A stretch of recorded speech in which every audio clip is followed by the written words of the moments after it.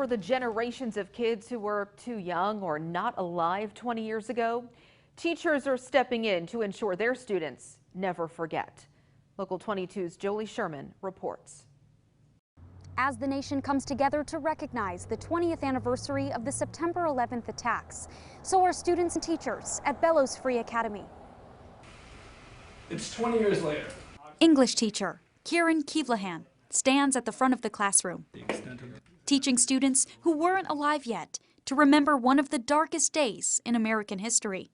I grew up just outside New York City, and about 20 years ago I was the same age as most of my seniors are now.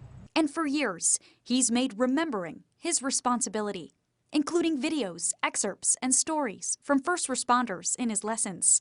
The topic hits home, as his own family members were called to the scene that day. My two older brothers were at Ground Zero at the World Trade Center. My brother-in-law responded as an EMT to the World Trade Center. My sister was a nurse who responded to provide care at the World Trade Center. My brother-in-law was at the Pentagon. Kevlahan and his colleague, a fire public safety educator at Northwest Career and Technical Center, and Colchester firefighter, designed the unit together. We honor those who put their lives in danger to save other people. A day that's still deeply emotional for educator, first responder, and U.S. Army vet Michael Antoniak. So it's our job to kind of instill what it meant that day to so many people that just went to work.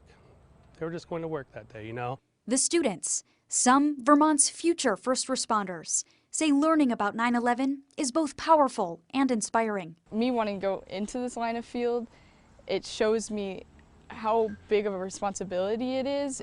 We were born later than when 9/11 happened, so we don't have like any personal experiences with it, but learning about it, it just kind of feels very important to us. Teachers like Kevlahan and Antoniak say it's imperative to teach the post-9/11 generation about this day in history so that they too never forget.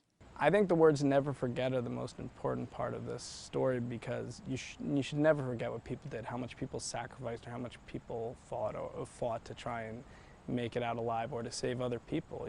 Jolie Sherman, Local 22 News, St. Albans.